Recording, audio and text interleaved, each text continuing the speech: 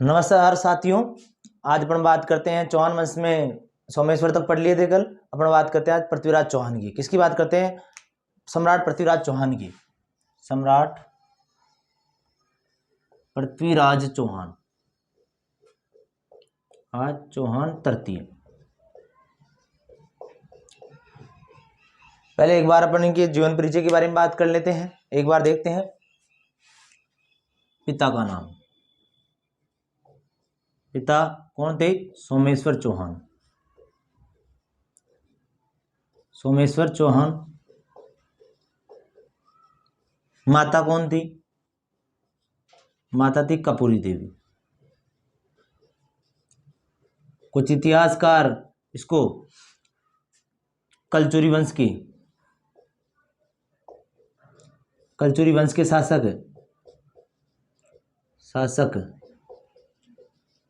अचलदास की पुत्री बताते हैं।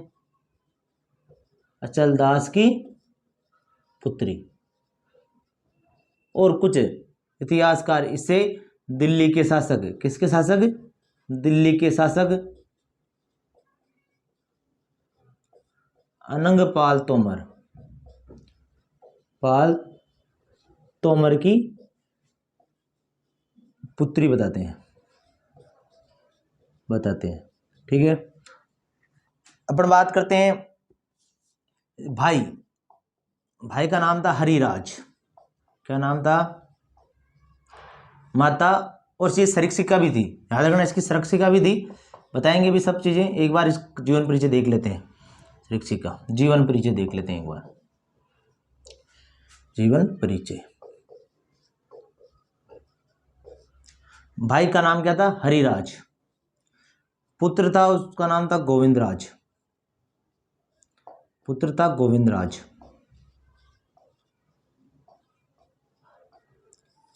जन्म कब हुआ?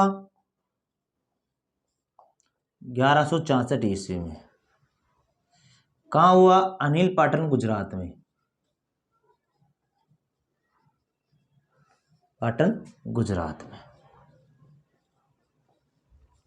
ठीक है। इसके जो सेनापति थे, पहले बात करते थे सेनापति बोल दो, मंत्री बोल दो और प्रधानमंत्री। पर बात करते हैं, पहली बात करते हैं कौन?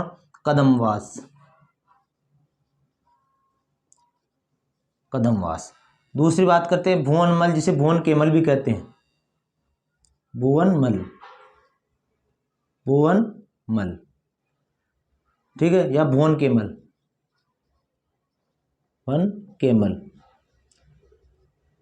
बताते हैं कि ये कपूरी देवी के चाचा थे। किसके? कपूरी देवी के चाचा थे। ठीक है। अपन बात करते हैं और अन्य। खांडेराव।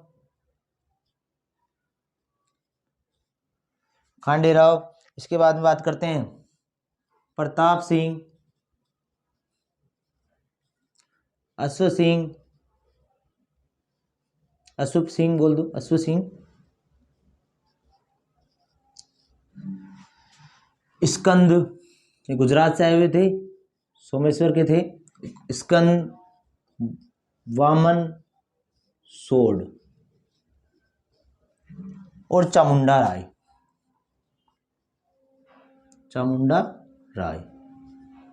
एक बार वापस समझ लेते हैं। सम्राट पृथ्वीराज चौहान की बात करते हैं। ठीक है। जीवन परिचय। पिता का नाम था सोमेश्वर चौहान। शरीक्षिका या माता का नाम था कपूर देवी। कुछ इतिहासकार इसे कचोरी वंश के शासक अचलदास की पुत्री बताते हैं और कुछ शासक इसको दिल्ली के शासक अनंगपाल तोमर की पुत्री बताते हैं। किसको? कपूरी देवी को। माता भी थी, ये शरीक्षिका भी थी। ठीक है। भाई कौन था? हरिराज था। पुत्र कौन था? गोविंदराज, जो आगे चल करके रणथंभौर में चौहान वंश की स्थापना करता है। तो क्वेश्चन आता है रणथंभौर में चौहान वंश की स्थापना किसने की? तो गोविंदराज ने। कैसे की, मैं आगे बताऊंगा इसके बारे में। जन्म कब हुआ? तो 1164 ईस्वी में हुआ। अनिल पाटन, गुजरात में। कब हुआ? अनिल पाटन, गुजरात में 1164 में हुआ। इसके सेनापति, मंत्री, प्रधानमंत्री कौन थे? तो कदमवास थे। ठीक है। भुवनमल थे, जो कपूर देवी की चाचा भी थे। और खांडेराव थे, प्रताप सिंह थे, अश्व सिंह थे, स्कंद थे, वामन, सोड, चामुंडा राय। ये सब इनके क्या थे, प्रधानमंत्री सेनापति थे, किनके, पृथ्वीराज चौहान के। ठीक है, तो अब एक बार इसको मिटा देते हैं।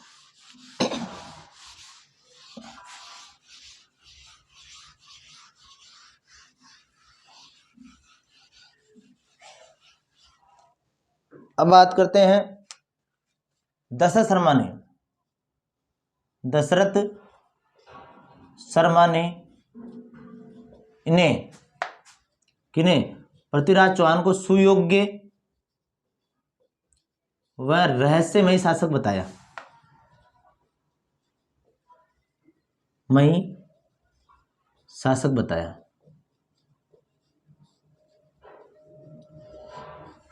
इनकी दो उपाधियां हैं, एक तो है उपाधि,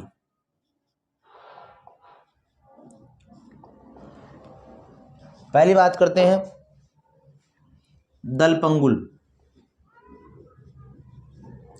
बात करते हैं विश्व विजेता,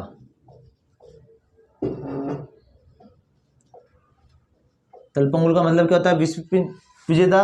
और दूसरा क्या है, राय पितोरा, राय पितोरा। राय पितोरा क्यों, क्योंकि पिथौरागढ़, दिल्ली में पिथौरागढ़ है, पिथौरागढ़ कहां पर है, दिल्ली में। इस पिथौरागढ़ का निर्माण करवाया किन्होंने, निर्माण करवाया, इस कारण इन्हें क्या कहा जाता है, राय पिथौरा, पिथौरागढ़ का निर्माण करवाया। किन्होंने करवाया, पृथ्वीराज तृतीय ने।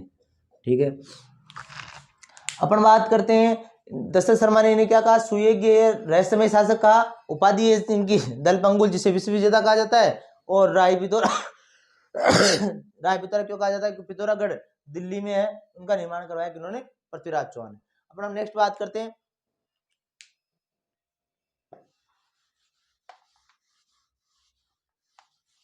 गोपीनाथ शर्मा के अनुसार, इतिहासकार हैं गोपीनाथ शर्मा,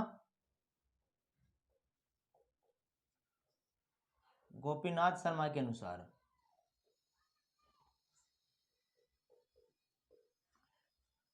पृथ्वीराज चौहान तीन चीजों से परेशान थे, मतलब इनके तीन चीजें थी, विवाद, तीन चीजों से विवाद था। एक तो घर में विवाद, दूसरी बात करते हैं पड़ोसियों से विवाद,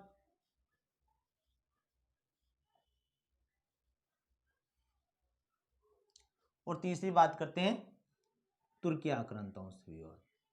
तुर्की आक्रमणकारी कौन था, आक्रमणकारी मोहम्मद गोरी,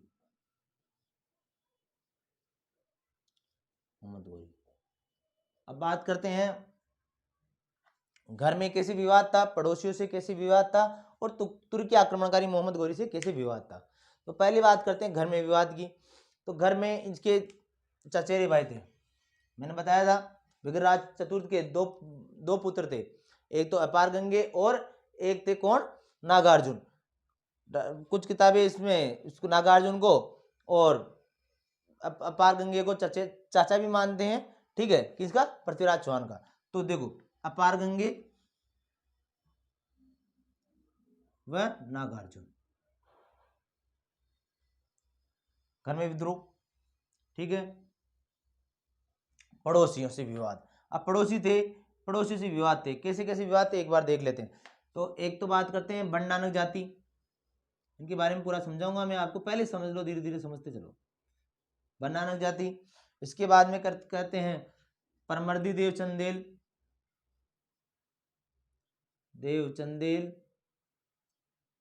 गुजरात की बात करते हैं तो चालुक्य शासक भीमदेव सेकेंड,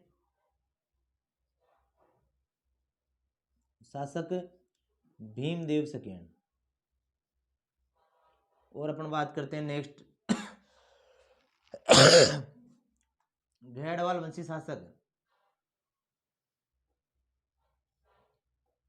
शासक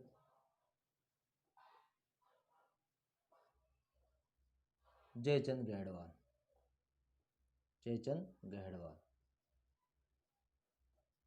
और विदेशी आक्रमण बोल दो या तुर्की आक्रमण बोल दो तो कौन था, विदेशी आक्रमण या तुर्की आक्रमण किसके द्वारा, मोहम्मद गोरी के द्वारा।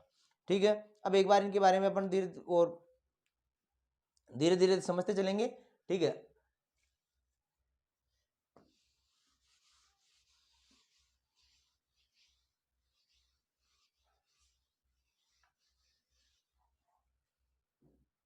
अब आता है चौहान या पृथ्वीराज वर्सेज नागार्जुन के बारे में।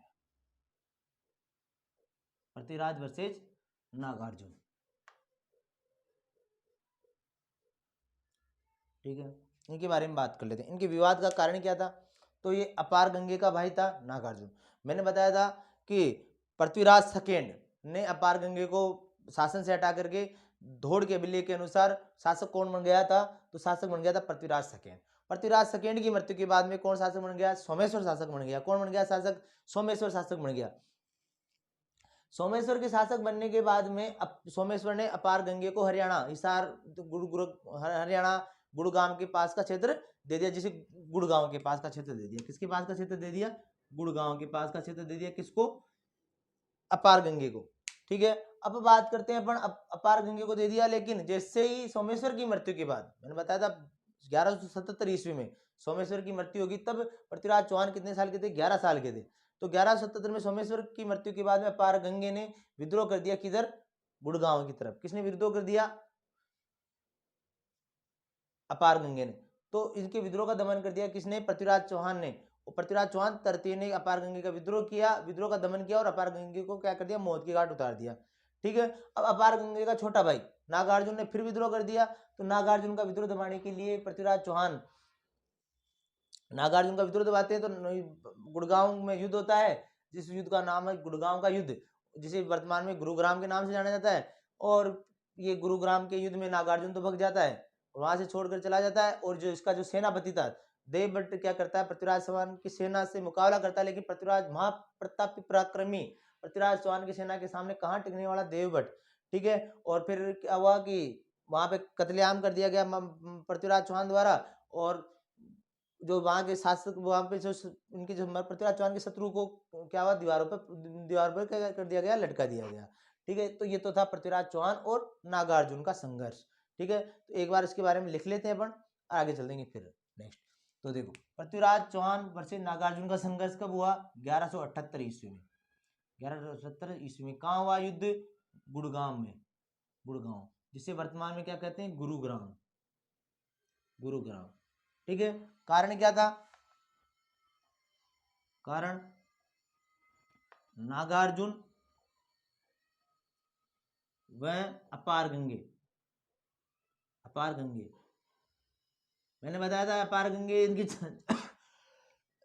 चचेरे भाई थे, ठीक है। कुछ इतिहासकार इसे चाचा मानते हैं, ठीक है। अपने को एक बार चाचा लिख लेते हैं एक बार के लिए। नागार्जुन व अपार गंगे चचेरे भाई का तो अपने को पता ही है, एक बार चाचाओ लिख लेते हैं। अगर एग्जाम के हिसाब से अपने को देखना होता है कि एग्जाम में क्या पूछा गया है, एग्जाम के हिसाब से देखा जाता है, क्योंकि इतिहास है, अलग अलग आदमी अलग अलग बातें बताते हैं, तो अपने को एग्जाम के हिसाब से लिखना होता है क्या चीज पूछ रहा है, क्या चीज लिखना है, ठीक है। तो नागार्जुन और अपार गंगे दोनों क्या थे? इन्होंने क्या कर दिया? हरियाणा के आसपास आसपास विद्रोह कर दिया, ठीक है। पृथ्वीराज चौहान तृतीय ने, राज चौहान तृतीय ने अपार गंगे को मौत के घाट उतार दिया, नागार्जुन यहां से चला गया,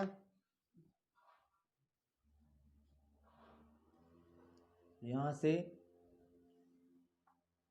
चला गया। नागार्जुन कहां से चला गया? यहां से चला गया। अब बात करते हैं तथा नागार्जुन के सेनापति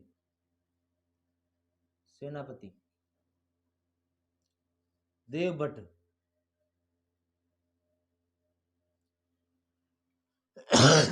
देवभट्ट ने पृथ्वीराज चौहान से मुकाबला किया,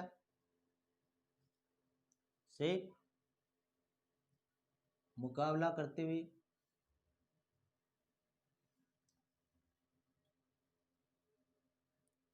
वीर गति को प्राप्त।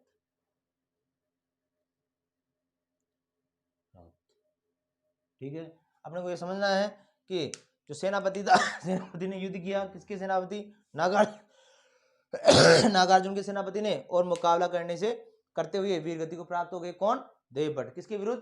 पृथ्वीराज चौहान के विरुद्ध। और पृथ्वीराज चौहान ने यहाँ के जो बाकी बचे हुए सैनिकों को मौत के घाट उतार दिया और इनकी मुंडियां किस पे लटका दी?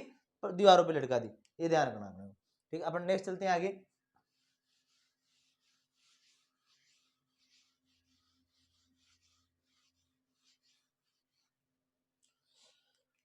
अपन बात करते हैं भंडानक जाति का विद्रोह।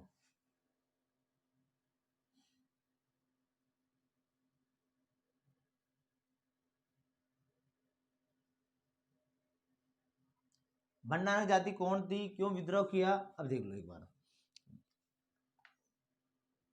1182 ईस्वी में। अब देखो भंडानक जाति के बारे में देख लेते हैं। भंडानक जाति क्या थी? ये हरियाणा, हिसार, गुड़गांव के पास की एक जाति थी जो उपद्रव उपद्रव जाति थी। और ये यहाँ उपद्रव मचाती कहाँ आ गई? अलवर भरतपुर के आसपास आ गई। और पृथ्वीराज चौहान को इस बात का पता चला तो पृथ्वीराज चौहान क्या करता है? अपने पृथ्वीराज चौहान इन भंडारकों का क्या कहता है? विद्रोह का दमन करता है। इस बात की जानकारी जिनपति सूरी का जो ग्रंथ है पट्टावली, उसमें उल्लेखित है कि पृथ्वीराज चौहान ने क्या किया? भंडारकों का क्या किया? विद्रोह का दमन किया। ठीक है, भंडारक जाति थी सतलज प्रदेश से आने वाली। सतलज प्रदेश से आने वाली। सतलज प्रदेश कहाँ है? तो हरियाणा, हिसार, गुड़गांव। ठीक है, सतलज प्रदेश से आने वाली उपद्रवी जाति, उपद्रवी जाति जो अलवर भरतपुर के पास अपना स्थायी निवास चाहती थी।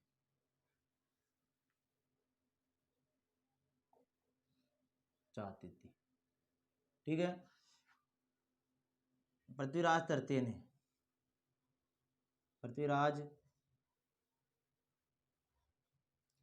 तृतीय ने इनके विद्रोह का दमन किया।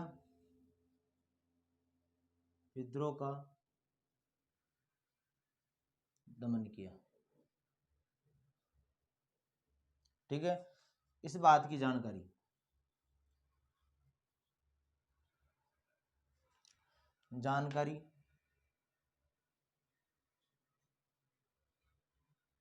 जिनपत सूरी का ग्रंथ पट्टावली देता है।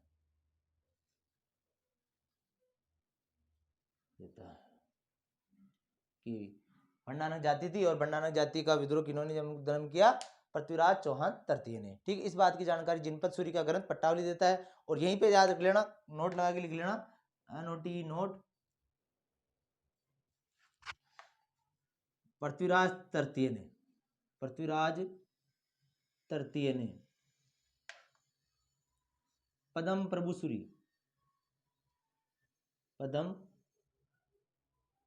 सूरी व जिनपत सूरी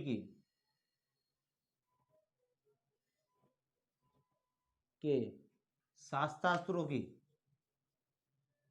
दोनों के मध्य शास्त्रार्थ हुआ कि शास्त्रार्थ की क्या की थी? अध्यक्षता की थी।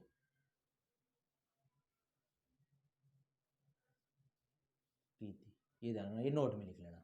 वहां पे देखो भंडानक जाति पहला बात कर रहा था, नागार्जुन का विद्रोह दमन किया और भंडानक जाति का विद्रोह का दमन।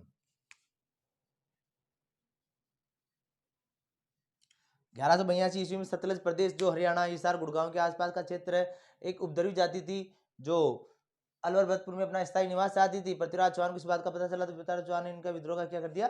दमन कर दिया। इस बात की जानकारी कौन कर देता है? जिनपत सूरी का ग्रंथ पट्टावली देता है। ठीक, पृथ्वीराज तृतीय ने पदम प्रभु सूरी और जिनपत सूरी के शास्त्रार्थ की क्या की, अध्यक्षता की। ठीक है, यहाँ तक। अब आगे चलते हैं नेक्स्ट।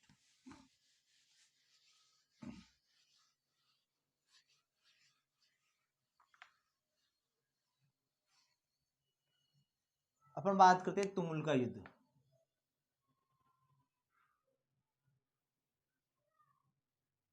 कब हुआ? 1182 में। कारण, अपन बात करते हैं तुमुल का युद्ध की कारण। तुमुल का बोल दो या महोबा का युद्ध बोल दो, महोबा का युद्ध, ठीक है। अपन बात करते हैं, पहले कारण की बात कर लेते हैं। तो पृथ्वीराज चौहान की सेना, पृथ्वीराज चौहान के घायल सैनिक आ रहे थे, और जो महोबा के शासक, घायल सैनिकों को महोबा के शासक क्या कर, परमर्दी देव चंदेल ने बंदी बना लिया और उनको मौत की घाट उतार दिया। इस कारण पृथ्वीराज चौहान ने क्या किया, महोबा पे आक्रमण कर दिया। किस पे आक्रमण कर दिया? महोबा पे आक्रमण कर दिया। महोबा का शासक कौन था? परमर्दी देव चंदेल था। और इस युद्ध में किसकी जीत हुई? तो पृथ्वीराज चौहान तृतीय की जीत हुई। ठीक है, लेकिन ये युद्ध पृथ्वीराज चौहान की तृतीय की युद्ध की विजय तो हुई, लेकिन जो परमर्दी देव के सेनापति थे आला और उदल, आला उदल की वीरता के लिए भी ये युद्ध जाना जाता है। और आलाखंड में आलाखंड एक ग्रंथ है जिसमें आला और उदल की वीरता के बारे में बताया गया है। ठीक है, कहा जाता है, कुछ इतिहासकार कहते हैं जैसे कि उदल की तो मृत्यु हो गई और आला आला आला उस युद्ध में मारा नहीं गया था, और उदल की मृत्यु होने के बाद में वो पहाड़ों में चला गया और सप्त चिरंजीवियों के में माना जाता है, सप्त चिरंजीवियों के रूप में माना जाता है। जैसे अपने हनुमान जी है, अपने क्या नाम अश्वत्थामा है, गोपीचंद है, इन जो भरत जी गोपीचंद है, ये सब चिरंजीवियों में आते। वैसे ही आला भी क्या थे? चिरंजीवियों में गिने जाते हैं। ठीक है, सब चिरंजीवियों में गिने जाते हैं जो आजीवन जीवित है। ठीक है, तो अपन बात करते हैं तुमुल का युद्ध। और इस भयंकर युद्ध होने के कारण, ये युद्ध भयंकर होने के कारण ये कहलाएगा तुमुल का युद्ध। भयंकर होने के कारण युद्ध क्या हुआ था? भयंकर हुआ था। भयंकर होने के कारण क्या कहलाया? ये तुमुल का युद्ध। कारण, अब देखो कारण, पृथ्वीराज तृतीय की घायल सैनिकों को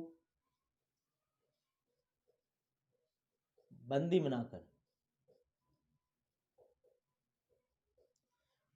बनाकर मौत के घाट उतार दिया। किन्होंने उतार दिया? तो महोबा के शासक परमर्दी देव चंदेल ने।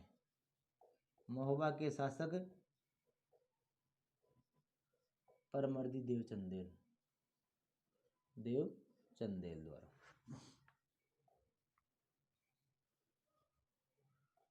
द्वारा, ठीक है। अब क्या हुआ? युद्ध हुआ तुमुल का। पृथ्वीराज तृतीय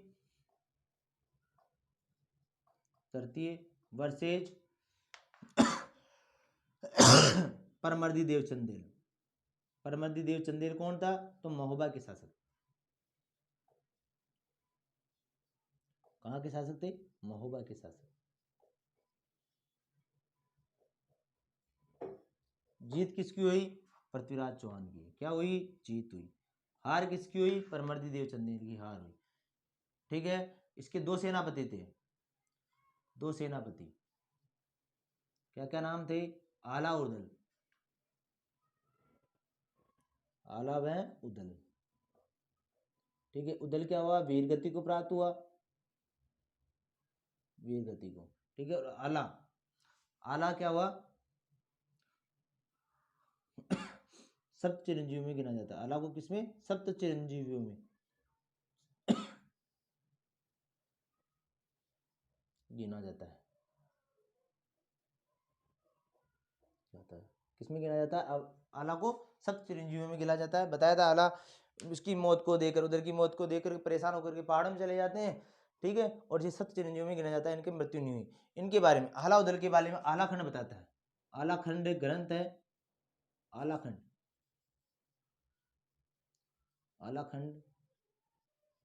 ग्रंथ आला उदल की वीरता के बारे में बताता है। आला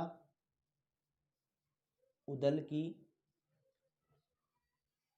वीरता के बारे में बताता है, बारे में बताता है।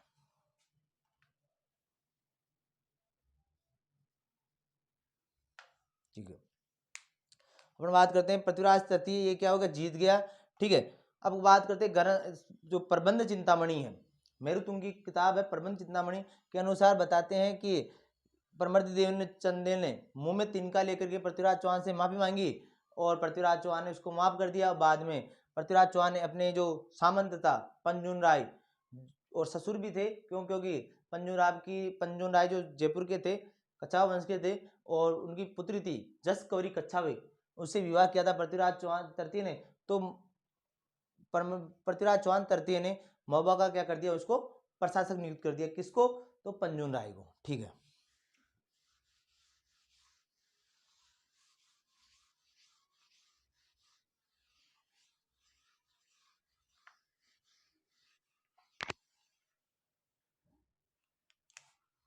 तुमुल के युद्ध के बाद पृथ्वीराज चौहान तृतीय ने आज चौहान तृतीय ने महोबा का प्रशासक पंजुन राय को नियुक्त किया। पंजुन राय कौन थे, तो ध्यान रखना, पंजुन राय कौन थे, तो कछावा शासक थे, कछावा वंश के शासक थे,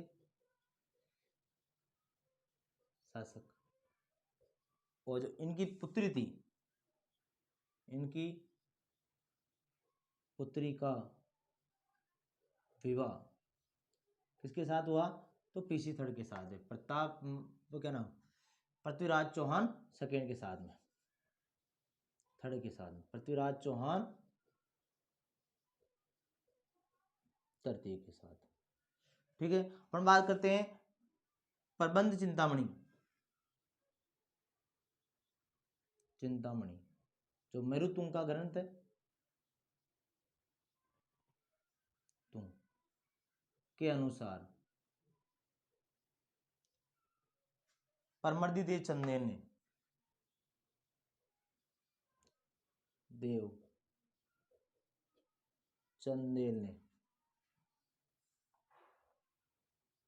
परमर्दिदेव चंदेल ने मुख में तृण मतलब तिनका लेकर पृथ्वीराज चौहान तृतीय से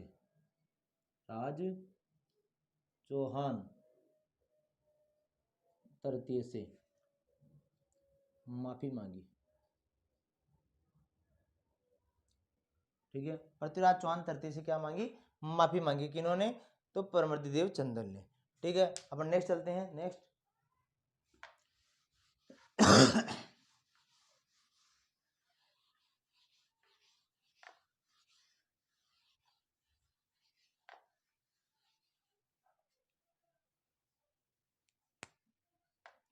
नागौर का युद्ध,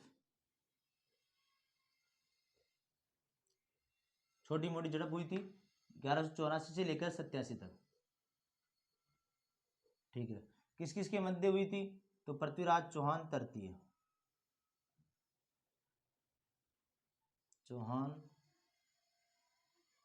तृतीय और दूसरे कौन थे, भीमदेव सेकेंड, चालुक्य शासक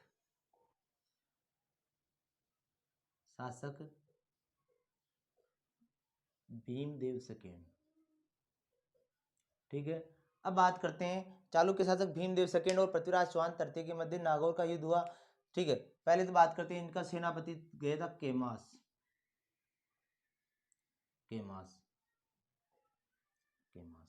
ठीक है, और इधर कौन था, जगदेव प्रतिहार। और जगदेव प्रतिहार नाम के व्यक्ति ने क्या किया, दोनों के मध्य, जगदेव प्रतिहार ने पृथ्वीराज तृतीय व भीमदेव सेकेंड के मध्य संधि कराई। ठीक है, एक चीज अपने को ध्यान रखना है। सेनापति केमास ने नागौर में, कहां पर? नागौर में। सेना दोनों के मध्य क्या संधि हो गई? जगदेव प्रतिहार चले गए, भीमदेव सेकेंड वापस गुजरात चला गया और सेनापति केमास वहीं रह गया। कहां पर? नागौर में। रात को वो देखता है तो भेड़ और भेड़िया के दोनों की क्या होती है? लड़ाई होती है। भेड़िया गर्भवती रहती है, ठीक है, लेकिन फिर भी क्या होती है? भेड़ गर्भवती रहती है और भेड़ और भेड़ियों के मध्य, दोनों के मध्य लड़ाई होती है, लेकिन वह अपने बच्चा होने के बाद अपन उसको भेड़ियों को नहीं देने देती। कौन? भेड़। ठीक, इससे क्या होता है? वो नज़ारा देखता रहता है कौन? केमास। और उसके बाद में वो भेड़िया खत्म हो जाता है वहीं पर सुबह। तो फिर केमास सोचता है ये वीरों की भूमि है और यहीं पर क्या करता है? अहिछत्रपुर दुर्ग का निर्माण कराता है, जिसे वर्तमान में नागौर का दुर्ग भी कहा जाता है। तो ध्यान रखना, सेनापति केमास ने अहिछत्रपुर नागौर में, अहिछत्रपुर दुर्ग, जिसे क्या कहते हैं? नागौर का दुर्ग, नागौर दुर्ग का क्या किया? का निर्माण करवाया। ठीक है, और कुछ इतिहासकार कहते हैं, ध्यान से सुनना। अब मैं थोड़ा सा बात करता हूं कि 1164 ईस्वी में किसका जन्म हुआ? तो पृथ्वीराज चौहान तृतीय का क्या हुआ? जन्म हुआ। 11 साल की उम्र में इसके पिताजी खत्म हो गए 1177 ईस्वी में। तो इसकी संरक्षिका और माता कौन थी? कपूरी देवी। किसकी सहायता से? कदमवास और केमास की सहायता से क्या करती है? शासन का संचालन करती है। ठीक है, शासन का संचालन करती है। तो कुछ इतिहासकार ये कहते हैं कि पृथ्वीराज चौहान अपनी माता को संरक्षिका पद से हटा देता है तथा प्रताप सिंह की सहायता से, किसकी? अपने सेनापति प्रताप सिंह की सहायता से सेनापति केमास की क्या कर देता है? हत्या कर देता है। तो अपने को एक चीज भी ध्यान रखना है, तो कोई क्वेश्चन आ जाए, ध्यान रखना, क्वेश्चन पे डिपेंड करता है कि क्या हुआ क्या नहीं हुआ। तो ऐसे क्वेश्चन आ जाए कि केमास की हत्या पृथ्वीराज चौहान ने किसकी सहायता से कराई? तो ध्यान रखना, प्रताप सिंह की सहायता से कराई। प्रताप सिंह कौन था? तो इसका क्या था? सेनापति था। किसका? पृथ्वीराज चौहान का। ठीक है, अब दूसरी बात करते हैं अपन पृथ्वीराज विजय, जो किसने लिखा था? जयानक भट्ट ने पृथ्वीराज विजय लिखा था। उसके अनुसार कि जो पृथ्वीराज चौहान के जो प्रधानमंत्री या सेनापति थे केमास और भुवनमल, ये दोनों ही किसके समान थे? जैसे राम के दरबार में जैसे गरुड़ और जो लंगूर का जो स्थान था वही केमास और उसका भुवनमल का स्थान था। तो अपन को दोनों बातें लिख लेनी है। ठीक है, जो जिस प्रकार से क्वेश्चन आएंगे उसी प्रकार से अपन क्वेश्चन का जवाब देना, क्योंकि इतिहास अलग अलग लोग अलग अलग बारे में बताते हैं। अपने को अपना काम निकालना, अपने को पेपर परीक्षा पास करनी है। ठीक है, तो एक बार देखो, पीसी थर्ड ने, पृथ्वीराज चौहान तृतीय ने प्रताप सिंह सेनापति, प्रताप सिंह की सहायता से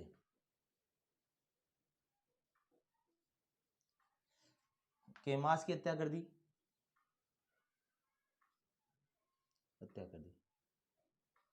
ठीक है, और देखो पृथ्वीराज विजय के अनुसार, किसके अनुसार? पृथ्वीराज विजय के अनुसार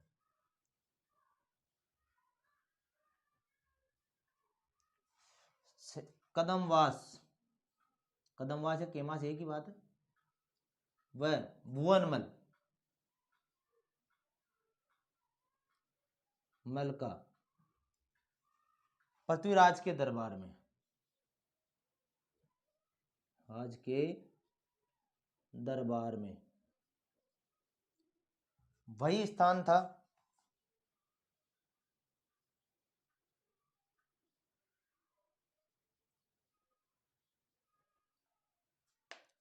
जो भगवान राम के दरबार में,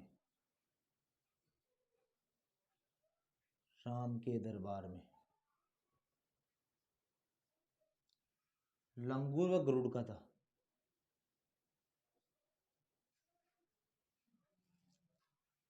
भालू, लंगूर व गरुड़ का था। भालू मान लो, भालू मतलब कि अपने वो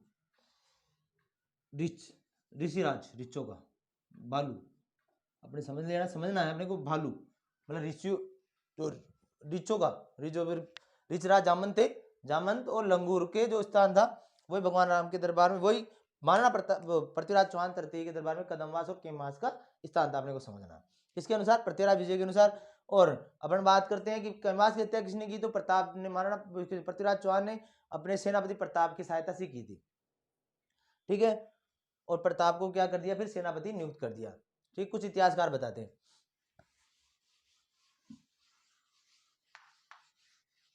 अब बात करते हैं कि नागौर का युद्ध का कारण।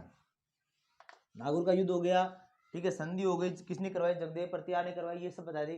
तो नागौर का युद्ध का कारण, पहले नागौर के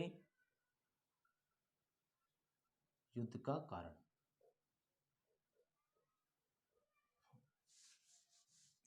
पहला कारण है परमार राजकुमारी इच्छिनी देवी।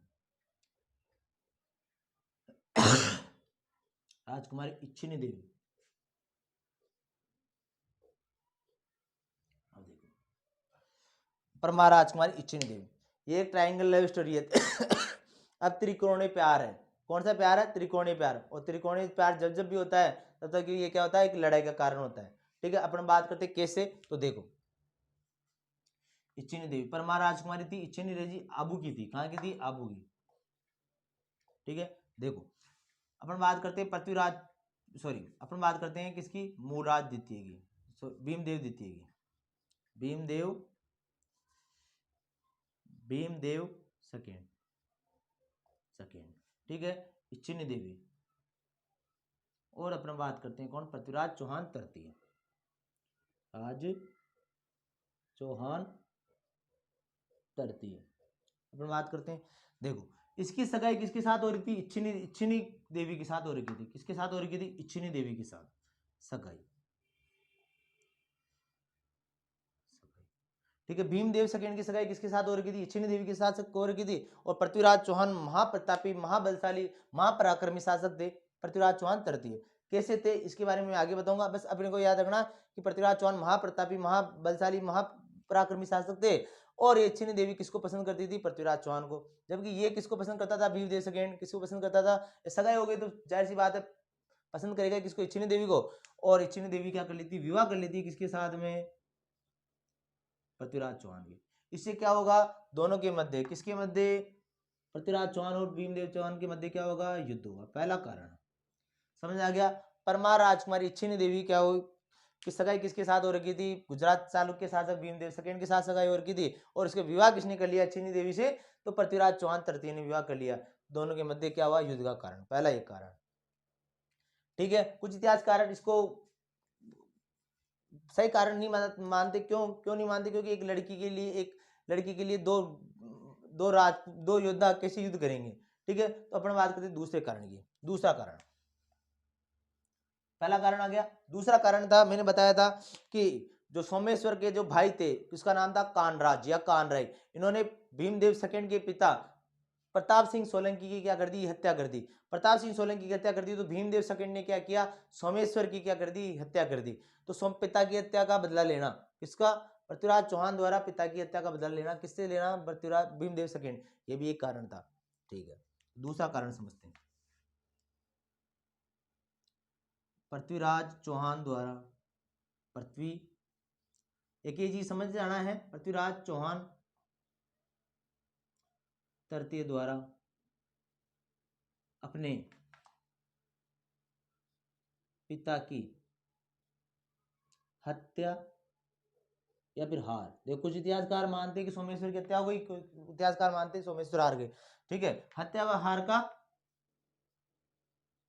बदला लेना, किससे बदला लेगा, तो भीमदेव सेकंड से,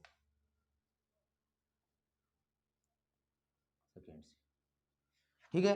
तीसरा कारण क्या था, तीसरा कारण था कि जो पृथ्वीराज चौहान और भीमदेव सेकंड दोनों ही महत्वाकांक्षी शासक थे। और नाडोल के पास, किसके पास, नाडोल पाली के पास, दोनों की सीमाएं आपस से टकरा रही, दोनों राज्यों की सीमाएं आपस से टकरा रही थी। इस कारण भी इनके मध्य क्या हुआ, युद्ध हुआ, ठीक है। तो तीसरा कारण देखो, नाडोल पाली के पास,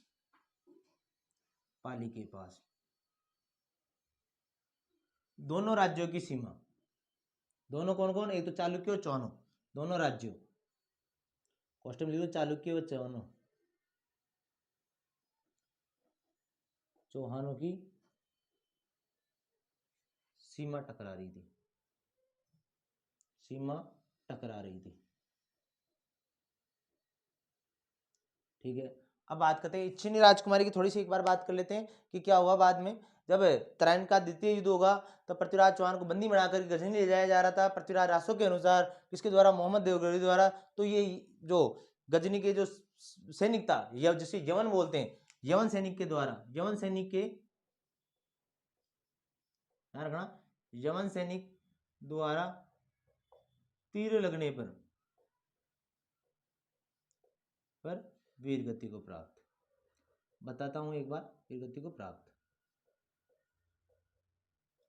इच्छिनी राजकुमारी, इच्छिनी राजकुमारी थी जो, जब पृथ्वीराज सेकेंड को मोहम्मद गौरी बंदी बनाकर मोहम्मद गौरी गजनी ले जा रहा था, तो पंजाब के आसपास, हरियाणा के आसपास इच्छिनी देवी घोड़े पर सवार होकर के अपने पृथ्वीराज चौहान को बचाने जा रही थी। तो ये यवन के तीर से क्या होगी, लगने, यवन सैनिक के द्वारा तीर लगने से क्या होगी, ये इच्छिनी देवी क्या होगी, वीर गति को प्राप्त होगी। ये ध्यान रखना। अब आगे चलते हैं नेक्स्ट।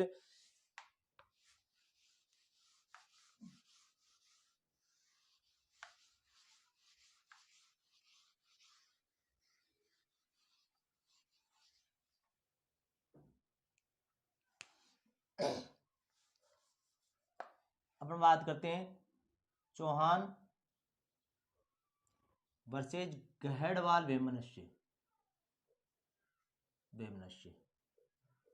या युद्ध का कारण। ठीक है, अब चौहान वर्सेज गहड़वाल वेमनस्य का कारण क्या था, युद्ध का कारण। ठीक है, पहली बात करते हैं दिल्ली को लेकर के, कैसे, ये भी सब चीजें बताऊंगा दिल्ली को लेकर के, पहली बड़ी बात। ठीक है, दूसरी बात, दोनों महत्वाकांक्षी शासक थे, महत्वाकांक्षी शासक थे। तीसरा कारण, चंदेल, परमतिदेव चंदेल व गहड़वाल गठबंधन। और चौथा कारण था संयोगिता,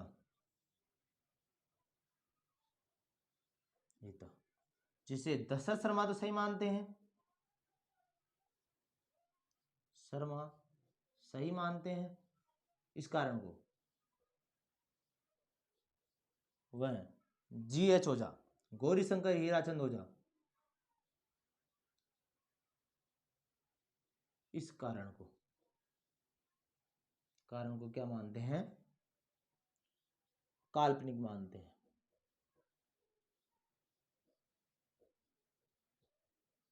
अब आप समझ लो दिल्ली को लेकर कैसे, वो भी मैं समझाऊंगा। पहले दोनों महत्वाकांक्षी शासक थे, दोनों अपना साम्राज्यवाद विस्तार नहीं के थे, इसलिए दोनों के मध्य युद्ध हुआ। चंदेल और गहड़वाल गठबंधन में बड़ा परमतिदेव चंदेल, चंदेल वंश का शासक था परमतिदेव चंदेल के जो दोनों सेनापति थे अलाउद्दीन, क्या हुआ कि परमतिदेव चंदेल से नाराज होकर के किसके दरबार में चले जाते हैं, तो गहड़वाल वंश के शासक जयचंद गढ़वाल के क्या कर चले जाते हैं, दरबार में चले जाते हैं।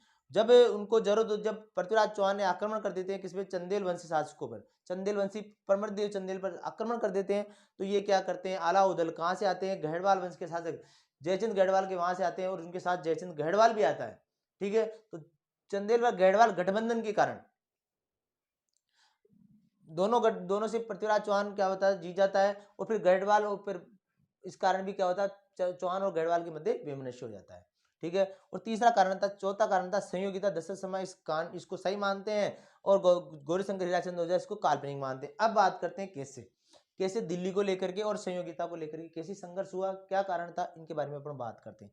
चंदेल और गढ़वाल का मतलब समझ में आ गया था, और दोनों महत्वाकांक्षी शासक थे। ठीक है, युद्ध का कारण। अब बात करते हैं अपन कैसे,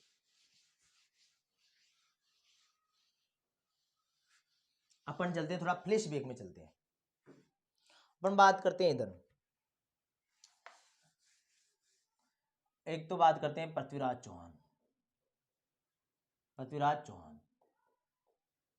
और दूसरा बात करते हैं कौन, जयचंद गढ़वाल। ठीक है। इसके पिता का नाम था विजयचंद, विजयपाल गेहड़वाल, गेहड़वाल। और इसके पिता का नाम था सोमेश्वर, पिता का नाम था सोमेश्वर।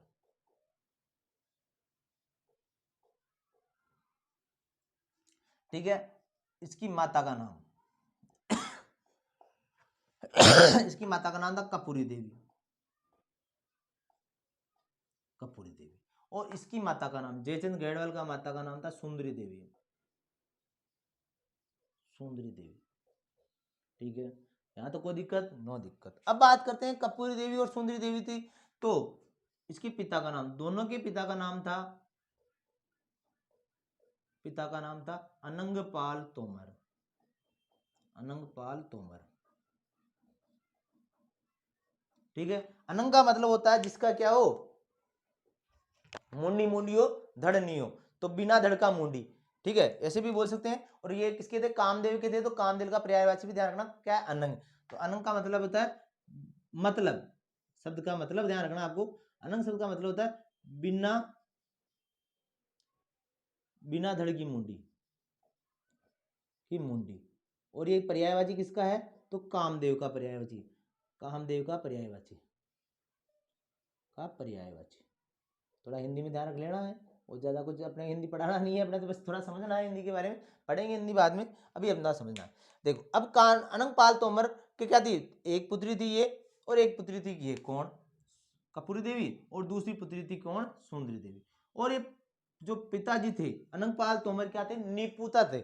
निपुता का मतलब जानते हो, बाज अलग होता है, निपुता अलग होता है। बाज का मतलब तो होता है जिसके न तो छोरा हो न छोरी हो, और निपुता का मतलब होता है कि जिसके छोरी तो हो लेकिन छोरा नहीं हो। तो ध्यान रखना, इसके क्या, ये क्या था, निपुता था। ठीक है, अर्थात इसके छोरा तो नहीं था लेकिन छोरी थी। ठीक है, अब लेकिन राजा तो अब राजा राज तो कौन करेगा, छोरा ही करेगा।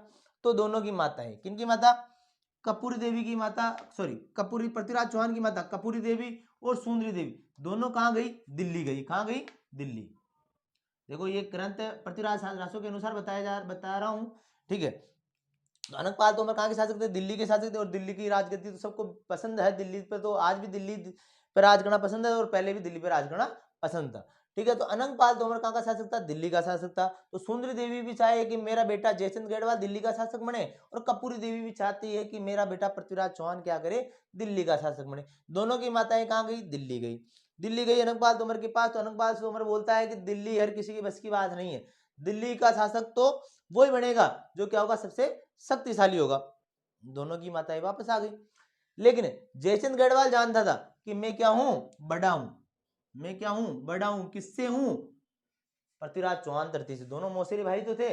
मैं बड़ा हूं किससे, पृथ्वीराज चौहान तृतीय से। लेकिन यह भी ध्यान था पृथ्वीराज चौहान तृतीय क्या है, शक्तिशाली है।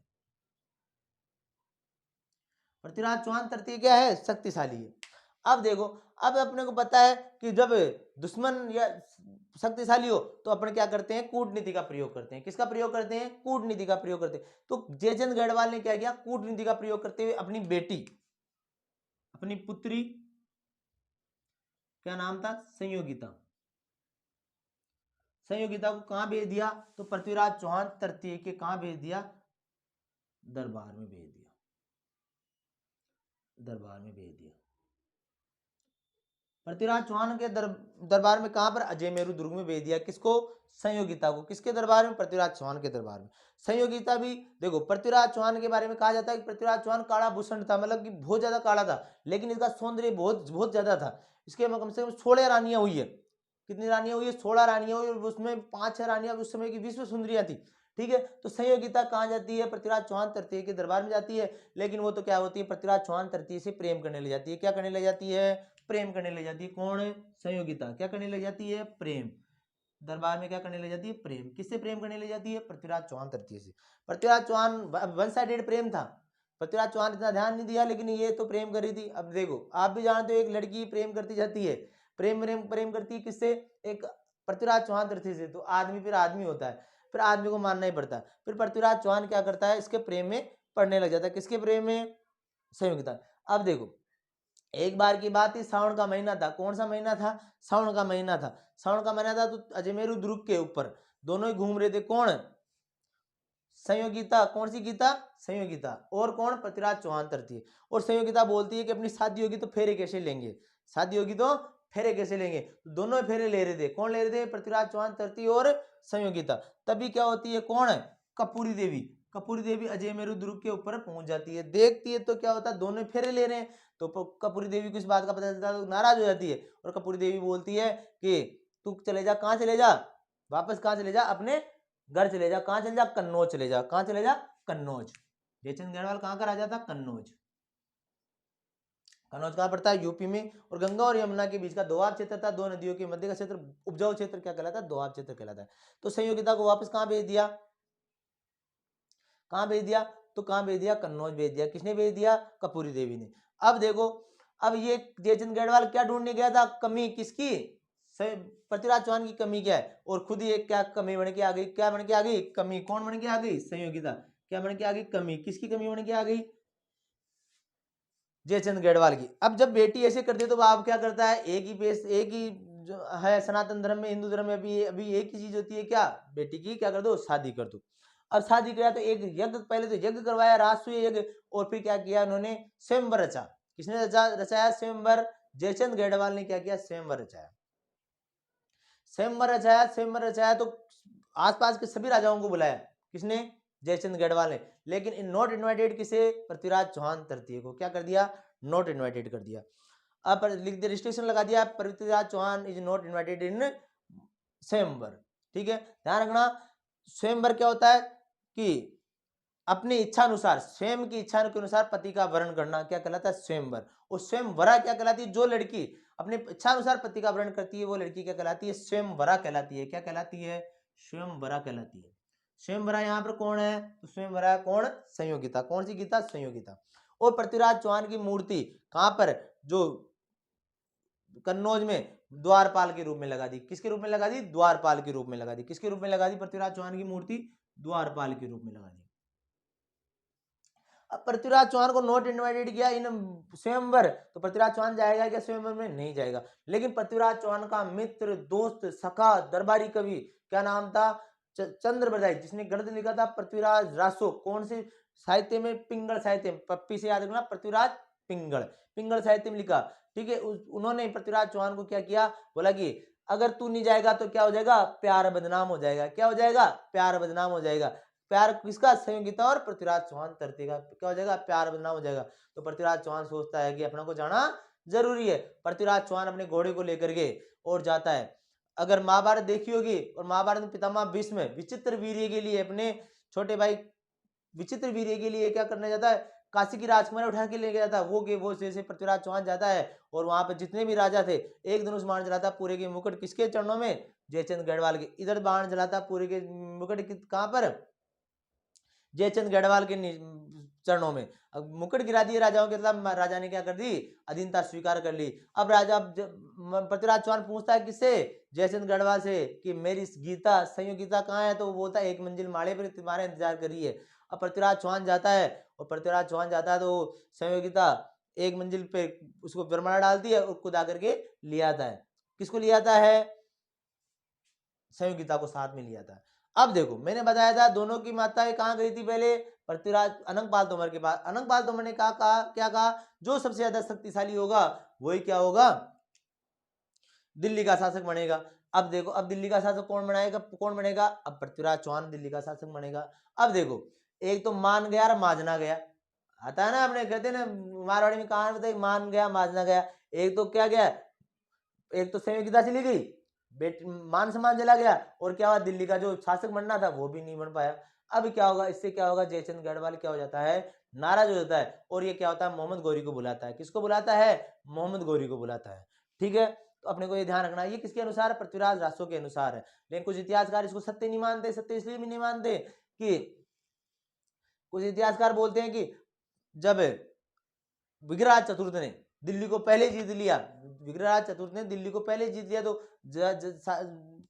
स्वाभाविक बात, तोमर वंशी शासक तोमर को जीत लिया, तो स्वाभाविक बात है कि पृथ्वीराज चौहान के बाद दिल्ली वैसे ही था।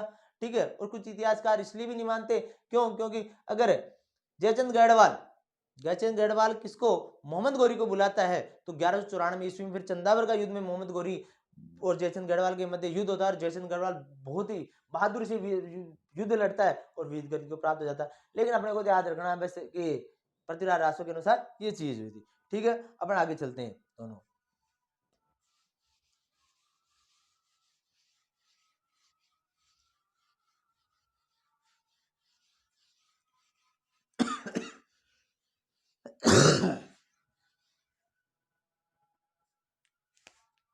अब बात करते हैं चौहान वर्सेज गहड़वाल वैमनस्य।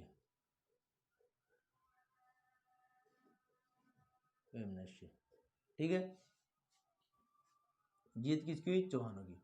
अब हम बात करते हैं नेक्स्ट, तो मोहम्मद गौरी के आक्रमण। किसका आक्रमण, मोहम्मद गौरी का आक्रमण। तराइन के युद्ध की बात कर लेते, किसकी बात कर लेते, तराइन के युद्ध।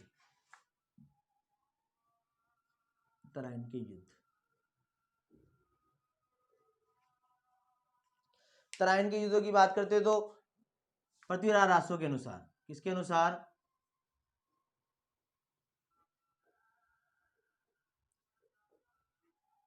पृथ्वीराज रासो के अनुसार मोहम्मद गौरी को कितनी बार, 21 बार हराया। ठीक है, और हमी रासो के अनुसार,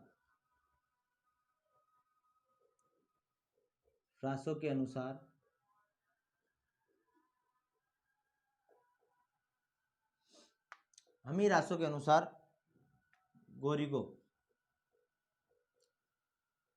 7 बार हराया, 7 बार हराया।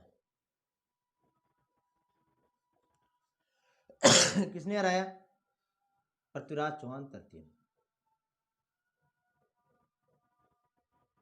चौहान तृतीय। अब इनके बारे में सुन लो पहले, और एक बार देखते कि भाई युद्ध का कारण क्या था। तो एक बार कारण भी लिख लेते हैं, कारण वो, या फिर पहले बात करते हैं मोहम्मद गौरी का आगमन की बात कर लेते हैं, कारण बाद में बात करेंगे। तो मोहम्मद गौरी का भारत आगमन की बात कर लेते हैं।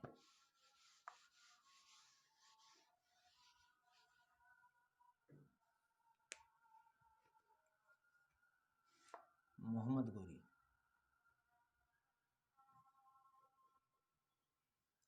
का भारत आगमन।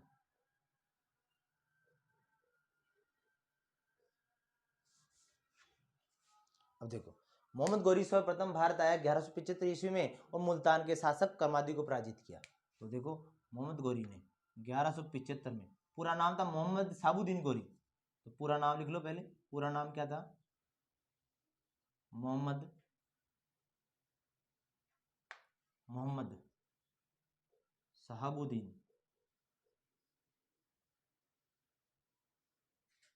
गौरी। मोहम्मद साबुद्दीन गौरी, किसका पूरा नाम था, मोहम्मद गौरी का। ठीक है, 1175 ईस्वी में, किसमें, 1175 ईस्वी में, 1175 ईस्वी में मुल्तान के शासक, मुल्तान का सुल्तान जिसे वीरेंद्र सहवाग कहते हैं, वीरेंद्र सहवाग कहा जाता है, कहाँ है, पाकिस्तान में। ठीक है, मुल्तान का सुल्तान, या 1175 ईस्वी में मुल्तान के शासक कर्मादी को पराजित किया। किसने पराजित किया, मोहम्मद साबुद्दीन गौरी ने। ठीक है, ठीक है। दूसरी बात करते हैं, फिर इसके बाद में 1178 ईस्वी में, 1178 ईस्वी में, कब, 1178 ईस्वी में आबू के शासक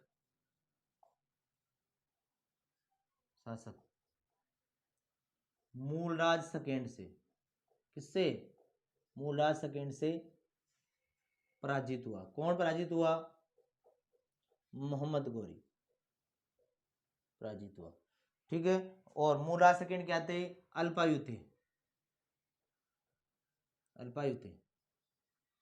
तो अल्पायु थे। तो सरक्षिका कौन थी, सरक्षिका थी माता, माता का नाम क्या था, नायिका देवी।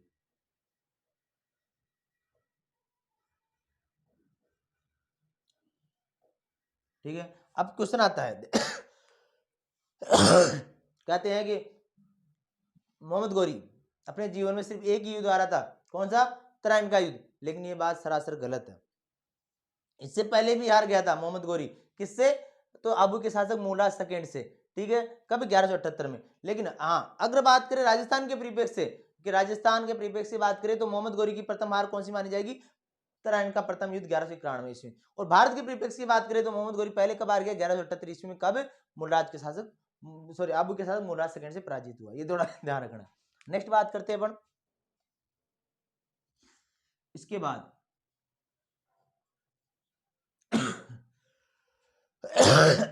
मोहम्मद गौरी, इसके बाद गौरी ने गुजरात, सियालकोट और बठिंडा, इसी बात वर्तमान में क्या कहते हैं? तबरिंद, हिंद पर अधिकार कर लिया। अधिकार कर वहां का प्रशासक, कहा? वहां का प्रशासक है कहाँ का? तबरिंद, जिसे बठिंडा कहते हैं, तबरिंद, तबरिंद का प्रशासक किसे नियुक्त किया? काजी जियाउद्दीन को। काजी जियाउद्दीन, काजी जियाउद्दीन को नियुक्त किया। और ये ध्यान रखना है कि मोहम्मद गौरी बठिंडा में किसका अधिकार था? पृथ्वीराज चौहान का अधिकार था। और तबरिंद पर आक्रमण करके, जिसे वर्तमान बठिंडा कहते हैं, पर आक्रमण करके वहां पे मोहम्मद गौरी ने किसको नियुक्त कर दिया? काजी जियाउद्दीन को क्या कर दिया? नियुक्त कर दिया। ठीक है, तो अब देखो,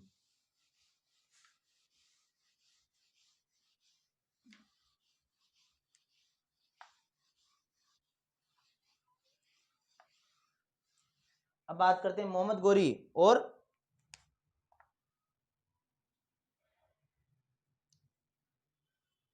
गौरी वर्सेस पृथ्वीराज तृतीय। पहले युद्ध की कारण कर लेते। युद्ध के कारण क्या थे? कारण पहला तो है गौरी का तबरिंद पर अधिकार, गौरी का तबरिंद पर अधिकार। ठीक है, कुछ इतिहासकार मानते हैं कि गढ़वालों की हार का बदला लेने के कारण, गढ़वालों की हार का बदला लेने के कारण गौरी ने पृथ्वीराज पर आक्रमण किया, पृथ्वीराज पर आक्रमण किया। तीसरा कारण क्या है? कि गौरी मुस्लिम सत्ता की स्थापना करना चाहता था। गौरी मुस्लिम सत्ता की स्थापना करना चाहता था, साम्राज्य की स्थापना करना चाहता था,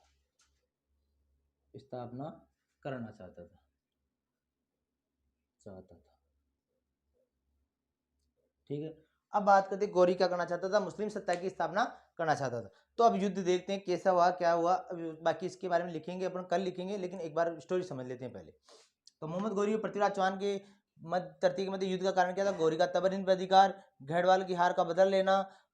जो कहते हैं कि इतिहासकार कहते हैं कि जयचंद गढ़वाल कहाँ किसके दरबार में चल गया? तो मोहम्मद गौरी के दरबार में चला गया था। और गौरी मुस्लिम साम्राज्य की स्थापना करना चाहता था। किसकी स्थापना करना चाहता था? मुस्लिम साम्राज्य की स्थापना करना चाहता था। अब देखो नेक्स्ट,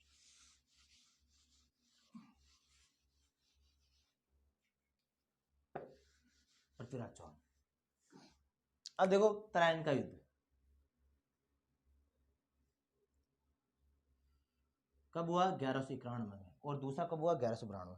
तराइन का युद्ध हुआ कब? 1191 ईस्वी में। किस किस के मध्य हुआ? पृथ्वीराज चौहान और मोहम्मद गौरी के मध्य। कब हुआ? 1191 ईस्वी में प्रथम युद्ध। दूसरा युद्ध कब हुआ? 1192 ईस्वी में। ठीक है। अपने को जाना त्रैण का प्राचीन नाम क्या था, तरावदी था। तो हरियाणा के करनाल जिले के पास में है। और करनाल से याद रखना, भारत की पहली महिला अंतरिक्ष यात्री कल्पना चावला का जन्म भी कहाँ हुआ, करनाल हरियाणा में हुआ।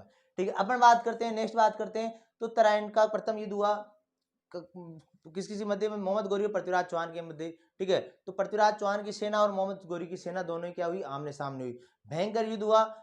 उससे पहले पृथ्वीराज चौहान अपनी कुल देवी चामुंडा माता का मंदिर कहाँ पर है, तो तारागढ़ दुर्ग की तारागढ़ दुर्ग में या अजमेर दुर्ग में है। तो वहां पर कहते हैं कि पृथ्वीराज चौहान और तीन ऐसे राजस्थान इतिहास में 3 ऐसे शासक हुए हैं जिनसे इनकी जो आराध्य देवी या कुल देवी सामुंडे बात करती थी, मतलब भेंट करके बातें करती थी। एक तो थे आमेर के शासक मान सिंह शिला देवी से बात करते थे। दूसरी बात करते हैं कौन, तो जालोर के शासक कान्हदेव चौहान के पुत्र वीरमदेव से उसकी माता आशापुरा माता क्या करती, सामुंडा बातें करती थी। और इसी प्रकार कौन, पृथ्वीराज चौहान तृतीय की माता क्या नाम था, चामुंडा माता, जो उसकी आराध्य देवी थी चामुंडा माता क्या करती, उससे सामुंडे बात करती थी। तो त्रायण के प्रथम युद्ध के पहले पृथ्वीराज चौहान गया और अपनी चामुंडा माता को जाके बोलता है, माता क्या कौन आ रहा है, दुश्मन आ रहा है, अर्थात मोहम्मद गौरी आ रहा है गजनी से। तो चामुंडा माता बोलती है, किसी भी विदेशी आक्रांता में इतनी हिम्मत नहीं है जो मेरे लाल मेरे बेटे पृथ्वीराज चौहान से मुकाबला कर सके। और उसी के आशीर्वाद से पृथ्वीराज चौहान कहाँ जाता है, त्रायण के प्रथम युद्ध में जाता है। और त्रायण के प्रथम युद्ध में जाता है और पृथ्वीराज चौहान मोहम्मद गौरी को क्या करता है, पराजित कर देता है। और जो मोहम्मद गौरी का सेनापति था गोविंदराज, जो मोहम्मद गौरी का पुत्र भी था, उसके बाले से कौन घायल हो जाता है, कौन घायल हो जाता है, मोहम्मद गौरी घायल हो जाता है। कुछ भारतीय इतिहासकार कहते हैं कि मोहम्मद गौरी घायल होकर के कहाँ चला गया, वापस गजनी भग गया। ठीक है, राजस्थानी इतिहासकार कहते हैं कि मोहम्मद गौरी को क्या हुआ था, पृथ्वीराज चौहान बंदी बना करके कहाँ लिया था, अजमेर लिया था। और पृथ्वीराज चौहान जब मोहम्मद गौरी बोलता है कि मेरे साथ क्या करोगे, तो पृथ्वीराज चौहान बोलता है कि राजा के साथ जो व्यवहार किया जाता है वही किया जाता है और वही आपके साथ किया जाएगा। और मोहम्मद गौरी ने क्या कर दिया, सॉरी पृथ्वीराज चौहान ने मोहम्मद गौरी को क्या कर दिया, जिंदा वापस छोड़ दिया। कुछ इतिहासकार मानते हैं कि मोहम्मद गौरी पृथ्वीराज चौहान की क्या थी, एक भूल थी, एक शत्रु को ऐसे नहीं छोड़ना चाहिए और घायल शत्रु को छोड़ना नहीं चाहिए और मतलब मौत की घाट उतार देना चाहिए। लेकिन अपनी जो सनातन संस्कृति के जो आदर्श है वो पृथ्वीराज चौहान ने अपनाया और पृथ्वीराज चौहान ने क्या कर दिया, इसको रिहा कर दिया मोहम्मद गौरी को। ठीक है, मोहम्मद गौरी के बारे में कहा जाता है, मोहम्मद गौरी ने 1 साल तक अपने घर पे नहीं गया, अपने बीवी बच्चों को नहीं देखा और खूब युद्ध लड़ा और खूब मतलब कि जो गजनी के योद्धा थे, दुर्दांत योद्धा जो लड़ने में युद्ध में महारथी थे, उनको फौज इकट्ठी करी और दोबारा क्या हुआ, तराइन के दूसरे युद्ध में वापस आ टपका कौन, मोहम्मद गौरी। अब की बार सेना दल बल अपनी बार अब की बार 1,20,20,000 सेनाओं के साथ आया कौन, मोहम्मद गौरी। अपन बात करते हैं इधर पृथ्वीराज चौहान एक बार दारू पी करके गए हुए थे किसके, अपनी माता चामुंडा माता के पास में। चामुंडा माता के पास में गए तो फिर चामुंडा माता बोलती बेटा क्या चाहिए, तो बोला कि माता मुझे तेरी जैसी बीननी चाहिए। तो चामुंडा माता नाराज हो जाती है, बोलती है कि एक तरफ से तू तेरे मेरे को माता मानता है और एक तरफ से बोलता है तेरी जैसी बीननी चाहिए, तो आज के बाद मैं तेरे को कभी दिखाई नहीं दूंगी। और पृथ्वीराज चौहान क्या करता है, पृथ्वीराज चौहान से रूठ जाती है, इसलिए चामुंडा माता का मुंडा थोड़ा सा क्या टेढ़ा है। और पृथ्वीराज चौहान फिर युद्ध में जाता है और बिना चामुंडा माता के आशीर्वाद से जाता है और पृथ्वीराज चौहान क्या होता है, युद्ध में हार जाता है। हारने का कारण क्या था, हारने के बहुत से कारण थे। अब देखो पहले क्या होता है, पृथ्वीराज जो मोहम्मद गौरी था वो कूटनीति का प्रयोग करता है, किसका प्रयोग करता है, कूटनीति का प्रयोग करता है। पहले अपने जो दूत था किम उल मुल्क क्या नाम था, किम उल मुल्क क्यूमुल मुल्क को क्या करता है, संधि भेज पहले बोलता है कि हम आक्रमण कर, पृथ्वीराज ये क्यूमुल मिल जाता है पृथ्वीराज चौहान के पास में और पृथ्वीराज चौहान को बोलता है कि पृथ्वीराज चौहान आप क्या करो, हमारे मोहम्मद साबुद्दीन गौरी से क्या कर लो, माफी मांग लो। पृथ्वीराज चौहान बोला कि मैंने पहले उसको क्या किया, छोड़ दिया है, अब की बार अगर मेरे सामने आएगा तो मैं उसको क्या कर दूंगा, मौत की घाट उतार दूंगा। मोहम्मद गौरी जानता था पृथ्वीराज चौहान बहुत ही ज्यादा शक्तिशाली है, ऐसे पृथ्वीराज चौहान को क्या कर सकते हैं, अपन बंदी नहीं बना सकते या उनसे अधीनता स्वीकार करा सकते हैं। तो दूसरी कूटनीति का प्रयोग किया, दोबारा मुल्क को भेजा और बोला कि हमारे जो मोहम्मद गौरी है आपकी अधीनता स्वीकार करना चाहते हैं, आपसे मित्रता करना चाहते हैं। तो पृथ्वीराज चौहान अपने में लगी बात मान जाता है और उसकी मित्रता स्वीकार करने लग जाता है, किससे, दोनों के मध्य, किसके मध्य, मोहम्मद गौरी और पृथ्वीराज चौहान के मध्य आपस में मित्रवत संबंध हो जाता है। और दोनों ही क्या होते हैं, दोनों अपनी सेना के टेंट कहाँ डाल देते हैं, तराइन के युद्ध में डाले हुए थे।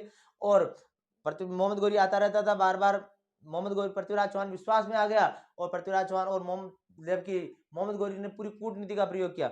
मोहम्मद गौरी ने क्या किया, अपनी टेंट में जो आग लगा जला दी, क्या जला दी, मतलब कि आग जला दी। तो लोग बाग वो सोच रहे हैं, मतलब मोहम्मद प्रताप की सेना सोच रही थी कि ये तो क्या हुआ कि आराम से आमोद प्रमोद में होंगे, और इधर प्रताप की सेना भी आमोद प्रमोद में शराब वराब पीना, राजपूती शौक है वो करने लगे। और फिर पीछे से क्या हुआ, जब सुबह सुबह किसकी, मोहम्मद गौरी की सेना ने, किसने, मोहम्मद गौरी की सेना ने क्या कर दिया, आक्रमण कर दिया किसके, प्रताप की सेना में। प्रताप की सेना में आक्रमण कर दिया। और इस बार प्रताप की सेना कम थी। क्यों से कम थी प्रताप की सेना, ज्यादातर सेनापति प्रताप के तराइन के प्रथम युद्ध में जीता तो कौन, पृथ्वीराज चौहान जीता। लेकिन पृथ्वीराज चौहान को क्या हुआ, सैन्य क्षति ज्यादा हुई, और इसके ज्यादातर सेनापति, अच्छे सेनापति क्या हो गए, इस युद्ध में पहले वीरगति को प्राप्त हो गए। और दूसरी बात, जो पृथ्वीराज चौहान के जो सेनापति थे, अश्वपति जैसे सेनापति इन्होंने क्या कर दिया, विश्वासघात कर दिया किसके साथ में, पृथ्वीराज चौहान के साथ में। और युद्ध की जो रणनीति थी उसके बारे में किसके बता दिया, मोहम्मद गौरी को बता दिया। दोनों के मध्य युद्ध होता है। और जो पृथ्वीराज चौहान का जो घोड़ा था, घोड़ा भी क्या कर दिया, बदल दिया गया, और वो क्या करने लग गया, नाट्य रंबा जो घोड़ा था वो क्या करने लग गया डांस करने लग गया। पृथ्वीराज चौहान उस चीज को देख करके वहां से निकल जाता है, और हरियाणा सिरसा के पास में सरस्वती नदी के किनारे सैनिकों द्वारा वो कर लिया जाता है, गजनी के सैनिक, मोहम्मद गौरी के सैनिकों द्वारा क्या कर लिया जाता है, पकड़ लिया जाता है, और वहीं पर मोहम्मद गौरी द्वारा उसकी क्या कर ली जाती है, हत्या कर दी जाती है। अब बात करते हैं ताजुल मासिर, एक ग्रंथ है ताजुल मासिर। उस ग्रंथ के अनुसार बताते हैं कि निजाम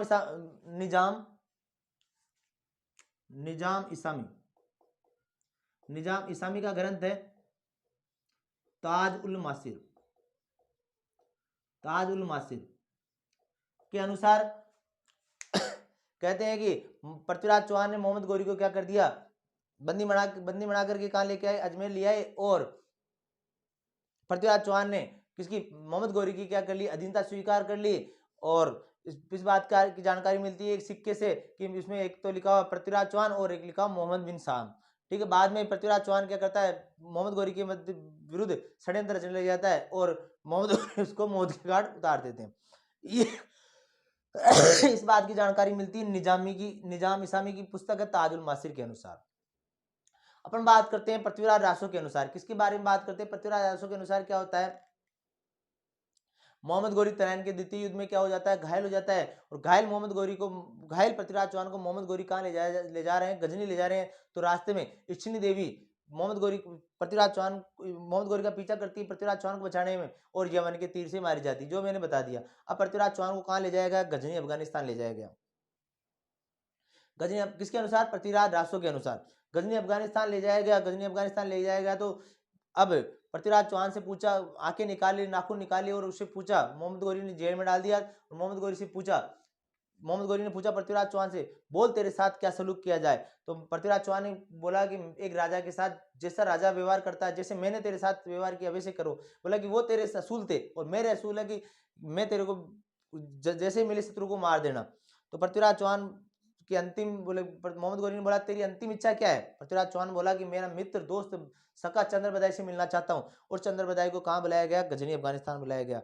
चंद्र बदाई वहां गया तो पृथ्वीराज मोहम्मद गौरी बोलता है उसको कि अब तू भी यहाँ पे आ गया, तू भी मरने वाला है। चंद्र बदाई को बोला तू भी मरने वाला, कौन, मोहम्मद गौरी बोला तू भी मरने वाला है, अब बता तेरी अंतिम इच्छा क्या है। चंद्र बदाई सोचा कि भाई मरेंगे तो जरूर।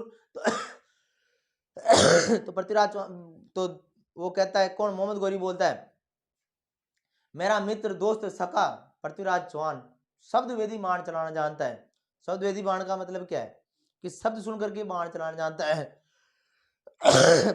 मोहम्मद गौरी बोलता है, यार ये तो मजाक कर रहा दिखता, देखते हैं कि तेरे जो शासक है, तेरा योद्धा है, तेरा जो दोस्त है, तेरा जो सम्राट है, क्या शब्द वेदी बाण चलाना जानता है क्या। तो राजसभा बुलाई जाती है, और एक बड़े उस पे सिंहासन में बैठ जाता है, कौन, मोहम्मद गौरी। और पृथ्वीराज वो चंद्र बदाई दोहा सुनाता है, 4 बांस 24 गज अंगुलष्ट प्रमाण, ता बेटो सुल्तान निशानो मत चूके चौहान। पहले माप होते थे 4 बांस 24 गज अंगुलष्ट प्रमाण, ये थे। और उसके ऊपर कौन, उस जगह पे कौन बैठा हुआ है, मोहम्मद गोरी बैठा हुआ है, बड़ा सुल्तान बैठा हुआ है, और निशानो मत चूक चौहान। और पृथ्वीराज चौहान क्या चलाता है, धनुष बाण चलाता है, और बाण चलाता है मोहम्मद गोरी क्या हो जाता है, घायल होकर के मर जाता है। और फिर क्या होता है, चंद्रबधाई के हाथ में कटार रहती है, तो पृथ्वीराज चौहान बोलता है चंद्रबधाई को कि मेरे को कटार गोप दे, और चंद्रबधाई बोलता है मैं तेरे को गोप दूंगा कटार, क्योंकि दुश्मन के हाथ से मरना दोस्त के हाथ से मरना ज्यादा बढ़िया है। और फिर मैं भी मैं तेरे को तो क्या करूंगा, मैं तो राजपूत हूँ और मैं योद्धा हूँ, तो मैं तेरे को मरते मरते ही मार जाऊंगा। तो चंद्रबधाई क्या करते हैं, पृथ्वीराज चौहान की तलवार गोपते हैं, और पृथ्वीराज चौहान उसको क्या करते हैं, बाएं हाथ से मसोड़ करके, किसको, चंद्रबधाई को, और मरते मरते दोनों ही क्या कर लेते हैं, आत्महत्या कर लेते हैं। अब सवाल उठता है कि चंद्रबधाई वहां पर मर गए, तो इस घटना का जिक्र किसने किया, तो इस घटना का जो अंतिम भाग है, पृथ्वीराज रासो का अंतिम भाग किसने लिखा, जलहरण ने लिखा। किसने लिखा, जलहरण ने लिखा। जलहरण कौन था, पृथ्वीराज चौहान तृतीय का, सॉरी चंद्रबधाई का क्या था, पुत्र था। अब बात करते, एक प्रसंग और आता है, जब पृथ्वीराज चौहान को बंदी बना करके तराइन के दूसरे युद्ध के बाद में मोहम्मद गोरी कहां ले जा रहे हैं, कहां ले जा रहे हैं, गजनी ले जा रहे हैं। तो पृथ्वीराज चौहान बोलता है कि हे तुर्क, हे गजन तुर्क, तू मेरे से जीत नहीं सकता, ये तो मेरी माता ही मेरे से रूस गई, इसलिए क्या हुआ, तू मुझे ले जा रहा है।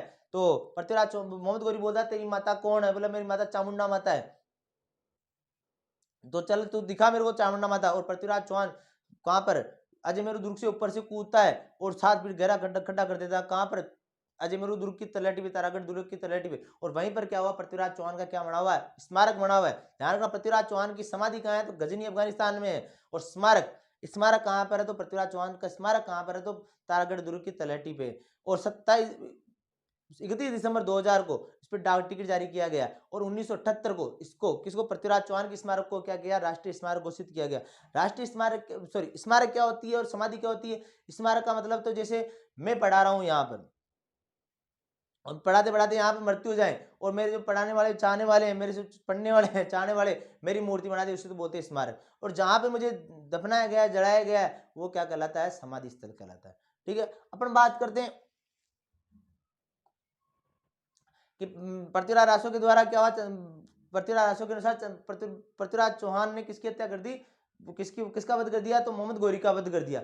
अब लेकिन भारतीय इतिहासकार इसलिए नहीं मानते इस बात को, क्यों, क्योंकि 1194 ईस्वी में, किसमें, 1194 ईस्वी में, क्योंकि ये घटना तो 1192 में की है। और 1194 ईस्वी में क्या होता है, मोहम्मद गोरी क्या करता है, चंद्रावर का युद्ध करता है, और किसके विरुद्ध, मोहम्मद गोरी और किसके मध्य, जयचंद गढ़वाल के मध्य चंद्रावर का युद्ध होता है। और उसमें क्या होता है, जयचंद गढ़वाल क्या हो जाता है, वीर गति को प्राप्त हो जाता है। और कुछ इतिहासकार कहते हैं कि 1206 ईस्वी में पंजाब के पास में खोखरों के आक्रमण से क्या होता है, मोहम्मद गोरी क्या हो जाता है, वीर गति को प्राप्त हो जाता है। तो अलग अलग इतिहासकार अलग अलग मत है, अपने को ध्यान रखना है। ठीक है, बाकी इसके बारे में लिखेंगे कल। ठीक है, आज के लिए इतना ही।